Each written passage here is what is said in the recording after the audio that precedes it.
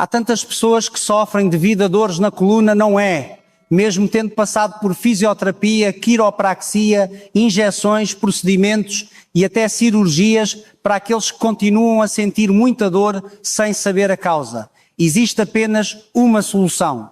Trata-se de estabilizar a pelvis para baixo e criar a lordose lombar. Quando observo muitos pacientes da minha prática clínica e ajudo a baixar essa pelvis, a expressão que mais ouço é: "Ah, que alívio, que frescor, sinto-me como se pudesse voar." Geralmente, ao ir ao hospital, o local onde dizem haver um problema é nas vértebras lombares L4 e L5, seja porque o disco na L4 ou L5 está protuso ou rompido, ou se houve uma espondilolistese, estenose, escoliose, ou até mesmo uma retificação da lombar, o princípio é o mesmo. Da mesma forma, se a região das vértebras cervicais com 3 e 4 estiver estreitada e o disco tiver saído, causando dormência nas mãos ou dor nos ombros, o tratamento costuma seguir essa linha. Para explicar de forma simples, a dor ocorre porque o nervo é pressionado devido à torção dos corpos vertebrais da coluna ou à formação de calos ósseos. É essa compressão do nervo que gera a dor e a inflamação. Na medicina moderna, em vez de resolver a compressão do nervo espinhal, que é a causa real da dor por torção, foca-se em tratamentos como o uso de injeções de esteroides para eliminar a própria inflamação. Ou quando o disco sai, devido a esse estado de desalinhamento, realiza-se um procedimento para remover esse disco.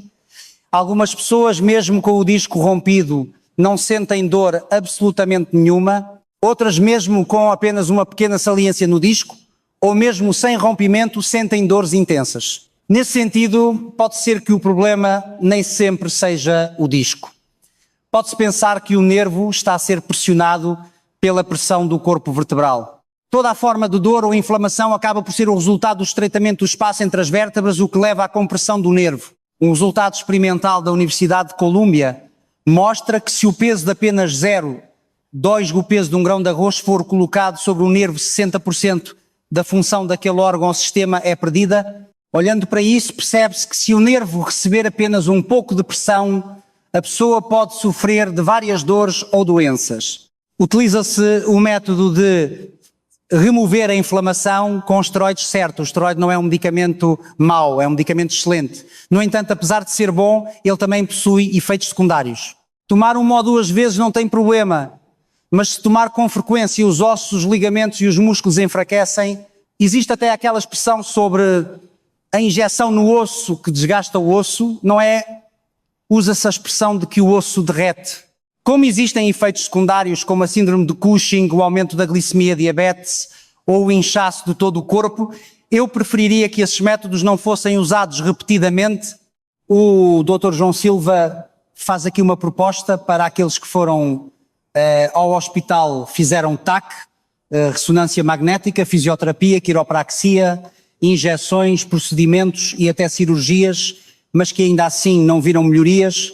O problema pode não estar apenas numa parte da coluna, mas sim na coluna como um todo ou na pelvis. Por isso, para quem tentou vários tratamentos sem sucesso, é necessário considerar o que eu digo: baixar a pelvis e criar a lordose na coluna lombar.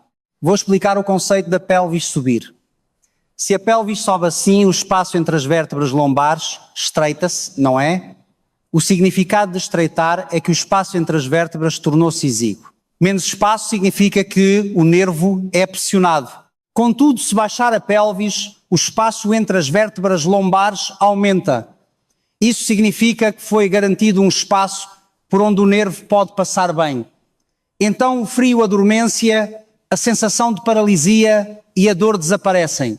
Em vez de olharmos para a dor lombar, o formigueiro, nos pés a tração e a paralisia apenas pela ótica da lombar, devemos entender que esta é uma doença que surge porque a pelvis empurra para cima, afetando o estado de equilíbrio ou estreitando o intervalo das vértebras. Para alargar esse intervalo e organizar a lombar, primeiro é preciso baixar a pelvis. Com a descida da pelvis, a lombar volta ao lugar e as costas endireitam-se. Se deixar a pelvis e a lombar como estão, por mais que tentem endireitar as costas, elas não abrem bem.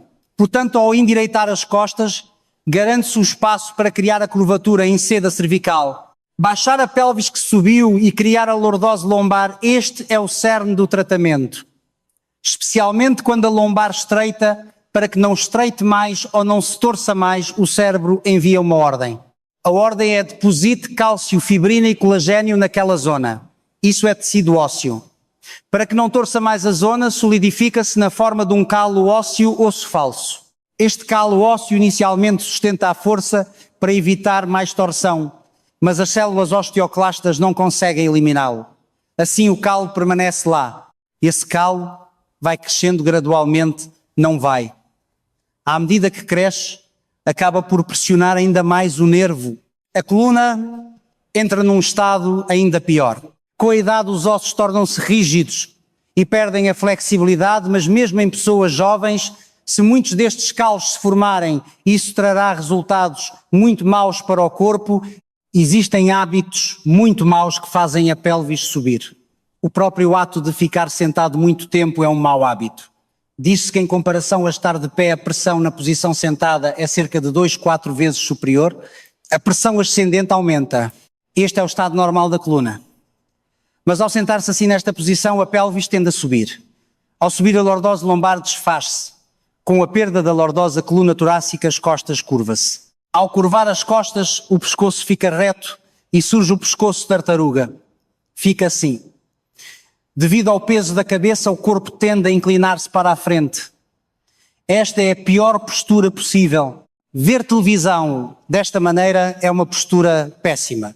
Se sentar corretamente, a pelvis encontra a posição certa, a lombar projeta-se para a frente, lordose, e as costas endireitam-se, mantendo a curva em C. Manter essa postura é o melhor método. O melhor método na posição sentada é deixar a altura sentada o mais alta possível. Aproxima a pelvis da cadeira e cria a lordose lombar. Se criar uma lordose lombar onde caiba aproximadamente um punho, os ombros abrem-se automaticamente. Com a estrutura torta, não adianta tentar abrir os ombros à força. Com os ombros abertos, coloque a cabeça na linha central dos ombros. Esta é a melhor postura. No caso de sofás, tente manter uma postura que cria a lordose lombar de forma reta, assim a pelvis sobe menos. Posturas como estar no sofá e colocar uma perna para cima, para mim, são as piores. Percebi que há muitas pessoas com a pelvis subida. Quando a pelvis sobe, a zona lombar fica muito desconfortável.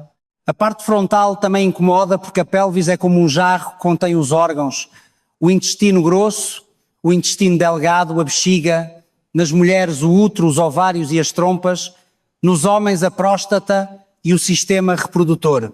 Se a pelvis sobe e pressiona, sente-se muito cansaço e muitas anomalias na zona pélvica, problemas ao urinar, prisão de ventre ou diarreia recorrente. As mulheres podem sofrer de síndrome pré-menstrual. Além disso, sente-se muito infartamento e a digestão não corre bem. Quando a pelvis sobe, a lombar torce-se. Se torcer para um lado, por exemplo, onde o lado esquerdo está mais baixo, pode haver formigueiro no pé desse lado. Se torcer para o outro lado, o formigueiro pode ser à direita. Há casos em que a pelvis sobe por igual dos dois lados. Nesses casos, curiosamente, a dor não vai para as pernas, mas sente-se uma dor horizontal na zona da cintura. Muitas pessoas entendem o desalinhamento da pelvis apenas pelo conceito muscular. No entanto, os músculos são influenciados pela estrutura óssea. Se o osso estiver correto, o músculo torna-se macio. Se pensar apenas no músculo, lembre-se que, quando há um desalinhamento, o músculo do lado oposto segura com mais força para evitar que entorte mais. Se apenas relaxar esse músculo, o que acontece? O osso pode saltar ou subir ainda mais. Na minha experiência clínica, quando ajuda a baixar a pelvis, que alívio, que frescor, sinto-me a voar. Se baixar a pelvis, o espaço entre as vértebras é garantido. Com o espaço garantido, o nervo flui bem. Na medicina oriental existe o termo sangue segue a energia. Onde o nervo passa, o sangue segue. O oxigênio e os nutrientes estão no sangue. Se a circulação sanguínea for boa, a dor, o frio, o formigueiro e a paralisia desaparecem. Existem formas de baixar a pelvis, através de tratamento, mas também há métodos que pode fazer sozinho em casa. Vou ensinar alguns. Antigamente fui a um banho público e vi uma senhora que não conseguia levantar-se de tanta dor lombar. Este foi um método que improvisei na hora. Experimentem, coloquem o polegar e o indicador logo abaixo da cintura nas laterais. Sentirão um osso. Chama-se crista ilíaca. Segurem a crista ilíaca com o polegar e a espinha ilíaca anterosuperior com o indicador. Quem faz pela primeira vez pode não saber onde é a pelvis. Pensem que estão a pressionar a cintura e aplicando força para baixo com as mãos, alonguem a coluna para cima. Não precisa de pressa, faça lentamente. Pode inclinar-se um pouco para a frente. Ao empurrar com força para baixo e alongar a coluna, sentirá um frescor na zona da pelvis à medida que repete. Se sentir alívio, continue. Empurrar as mãos para baixo e alongar a coluna é, na minha opinião, um excelente método de exercício. Um alongamento útil na posição sentada, mantendo a altura sentada no máximo, é este: entrelaça os dedos e estenda os braços para alongar, uma vez aqui, 2 vezes aqui e no meio 3 vezes. Veja, a lordose lombar já está a acontecer. Nesse estado, a coluna torácica abre-se. Vai sentir-se muito bem porque a coluna torácica rege o coração e os pulmões. A função cardiopulmonar melhora muito. É um exercício excelente para estados de depressão, cansaço ou fadiga vindos de uma função cardiopulmonar fraca. Faça cerca de 5 a 10 vezes, conforme a sua resistência física. Este movimento de extensão que conhecemos é, no fundo, uma postura para abrir as costas. Não é um exercício mau, mas se elevar um pouco mais, será mais forte. Este movimento isolado não afeta muito a pelvis, mas este que ensino levará a força até à pelvis. Como muitos trabalham sentados, seria bom fazer isto 1 ou 2 vezes por hora.